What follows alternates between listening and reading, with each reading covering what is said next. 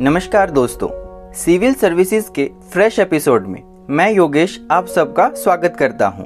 इससे पिछली वीडियो में मैंने आईएएस और आईपीएस पोस्ट का कंपैरिजन किया था।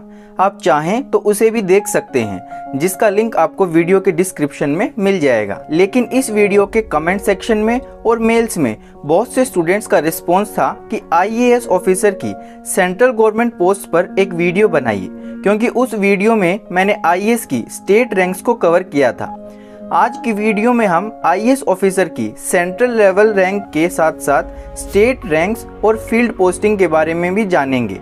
साथ ही हम आईएएस ऑफिसर की रैंक वाइज सैलरी को भी जानेंगे। ये वीडियो आपको आईएएस से रिगार्डिंग सारे डाउट्स क्लियर कर देगी। आगे बढ़ने से पहले अगर आपको इस तरह की जानकारी और अपडेट्स समय पर चाहिए तो आप हमारे चैनल को सब्सक्राइब और बेल आइकन को जरूर दबाइए, ताकि इस तरह के अपडेट्स आपको सबसे पहले मिल सकें।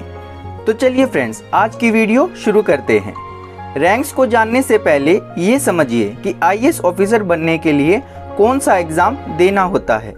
तो फ्रेंड्स, आईएएस में एंट्री के लिए 3 मोड्स होते हैं, यानी 3 तरीके होते हैं। डायरेक्ट रिक्रूटमेंट, जिसमें आपको यूपीएससी द्वारा कंडक्टेड सिविल सर्विस एग्जामिनेशन देना होता है। दूसरा तरीका है state level civil service examination के थ्रू, और तीसरा तरीका है जो कि बहुत रेयर है, non state civil service examination. हालांकि 75% IAS post civil service exam के थ्रू ही फिल की जाती हैं, जिसे डायरेक्ट रिक्रूटमेंट भी कहा जाता है। तो ये तो बात हुई कि आप कौन कौन से एग्जाम्स के थ्रू आईएएस ऑफिसर बन सकते हैं। अब बात करते हैं रैंक की, कि आपको सिविल सर्विस एग्जाम में आईएएस के लिए जनरली कितनी रैंक चाहिए होती है। तो फ्रेंड्स, अगर आप सिविल सर्विस एग्जाम के पैटर्न की बात करें तो इसमें 3 फेजेस होते हैं, प्रीलिम्स, मेंस और इंटरव्यू। इन सब के बाद आपकी एक रैंक तैयार की जाती है। जनरली आईएएस के लिए जनरल कैटेगरी में 100 से कम रैंक होनी चाहिए। हालांकि ओबीसी और एससी कैंडिडेट्स के लिए ये रैंक 400 तक हो सकती है। यहाँ से आईएएस चूज करने के बाद 2 साल की ट्रेनिंग होती है। ये ट्रेनिंग मसूरी में स्थित Lal Bahadur Shastri National Academy of Administration में होती है। ट्रेनिंग में 2 साल तक क्या क्या ट्रेनिंग दी जाती है, इस पर मैंने पहले ही एक वीडियो बना रखी है। अगर आप चाहें तो ट्रेनिंग की फुल डिटेल्स आप वहां से देख सकते हैं, जिस वीडियो का लिंक आपको वीडियो के डिस्क्रिप्शन में या आई बटन में मिल जाएगा। अब बात करते हैं ट्रेनिंग कंप्लीट होने के बाद आईएएस ऑफिसर की रैंक्स और सैलरी की। तो सबसे पहले हम पे लेवल की बात करें तो इंडियन गवर्नमेंट में पे लेवल 1 से 18 तक होता है, और आईएएस ऑफिसर्स का पे लेवल सीधा 10 से स्टार्ट होता है। आईएएस ऑफिसर के रैंक की बात करें तो एक आईएएस ऑफिसर को 3 जगह पोस्टिंग मिल सकती है, या तो डिस्ट्रिक्ट लेवल पर, या स्टेट लेवल पर, या सेंट्रल लेवल पर। डिस्ट्रिक्ट लेवल की पोस्टिंग को फील्ड पोस्टिंग कहा जाता है, और इस लेवल का मेन फंक्शन होता है पॉलिसी इम्प्लीमेंटेशन करना। इन्हें लॉ एंड ऑर्डर मेंटेन करना होता है, जबकि स्टेट और सेंट्रल लेवल को हेड ऑफिस पोस्टिंग कहा जाता है। और यहाँ एक आईएएस ऑफिसर का मेन फंक्शन पॉलिसी फॉर्मुलेट करना होता है, यानी पब्लिक के लिए पॉलिसीज बनाना होता है। जनरली एक आईएएस ऑफिसर को फील्ड पर 8 से 10 साल तक काम करना कंपलसरी होता है। उसके बाद ही उन्हें पॉलिसी फॉर्मुलेट के लिए हेड ऑफिस में पोस्टिंग मिल सकती है। सबसे पहली पोस्टिंग एक आईएएस ऑफिसर की एसडीएम होती है, यानी सब डिविजनल मैजिस्ट्रेट, जो अंडर ट्रेनिंग पोस्टिंग होती है।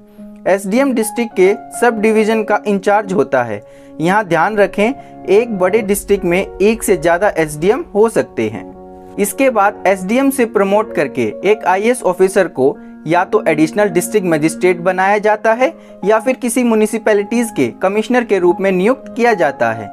इसके बाद आईएएस ऑफिसर को डिस्ट्रिक्ट का हेड यानी डिस्ट्रिक्ट मजिस्ट्रेट बनाया जाता है, और इसके बराबर स्टेट में जॉइंट सेक्रेटरी और सेंटर में डेप्यूटी सेक्रेटरी की पोस्ट होती है। इसी पोस्ट को डीसी भी कहा जाता है। डीसी यानी डिस्ट्रिक्ट कलेक्टर, इसे ही कलेक्टर की पोस्ट भी कहा जाता है। इसके बाद आईएएस ऑफिसर को बड़े डिस्ट्रिक्ट का डीएम यानी डिस्ट्रिक्ट मजिस्ट्रेट बनाया जाता है। यानी पहले आईएएस ऑफिसर को छोटा डिस्ट्रिक्ट पावर में दिया जाता है, बाद में बड़ा सिटी जैसे metropolitan city, capital city power में दिया जाता है, और इसके बराबर स्टेट में स्पेशल सेक्रेटरी कम डायरेक्टर और सेंटर में डायरेक्टर की पोस्ट होती है। इसके बाद आईएएस ऑफिसर को एक डिवीजन का हेड बनाया जाता है और इस पोस्ट का नाम है डिविजनल कमिश्नर। एक डिवीजन में 5 से 7 डिस्ट्रिक्ट आ सकते हैं, यानी डिवीजन कुछ डिस्ट्रिक्ट्स का ग्रुप होता है।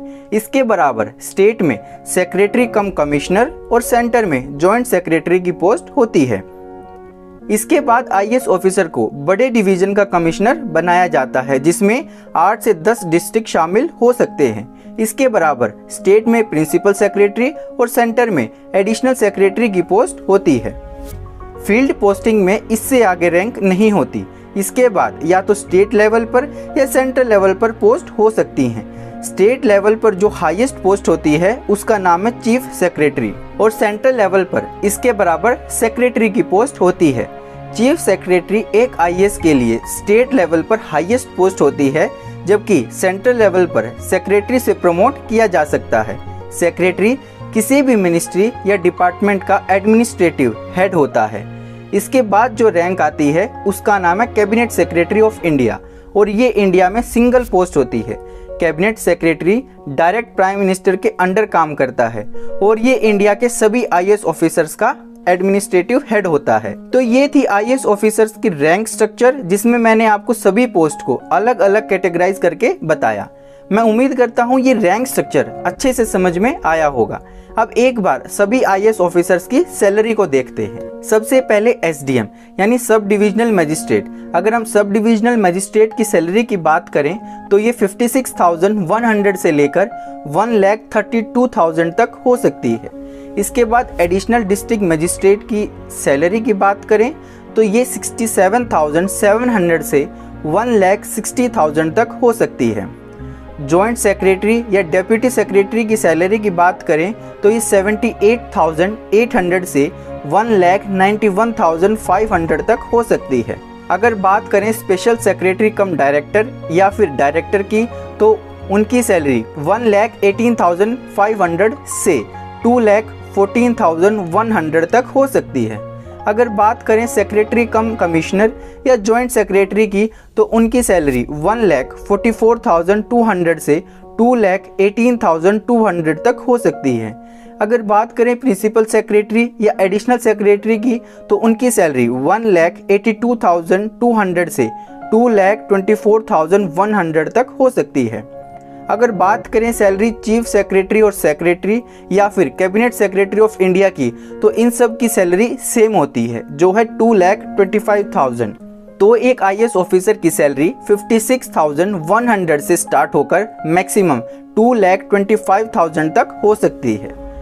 तो फ्रेंड्स, ये थी मेरी तरफ से आईएएस ऑफिसर पर एक डिटेल वीडियो जिसमें आपने पोस्ट और उनकी सैलरी को समझा। मैं उम्मीद करता हूं कि ये वीडियो आपको आईएएस ऑफिसर से रिलेटेड सभी डाउट्स क्लियर करने में कामयाब रही होगी। अगर आपको मेरे द्वारा दी गई जानकारी पसंद आई हो तो मेरे चैनल को सब्सक्राइब और मेरी वीडियो को लाइक और शेयर करना ना भूलें। Thank you guys for watching this channel.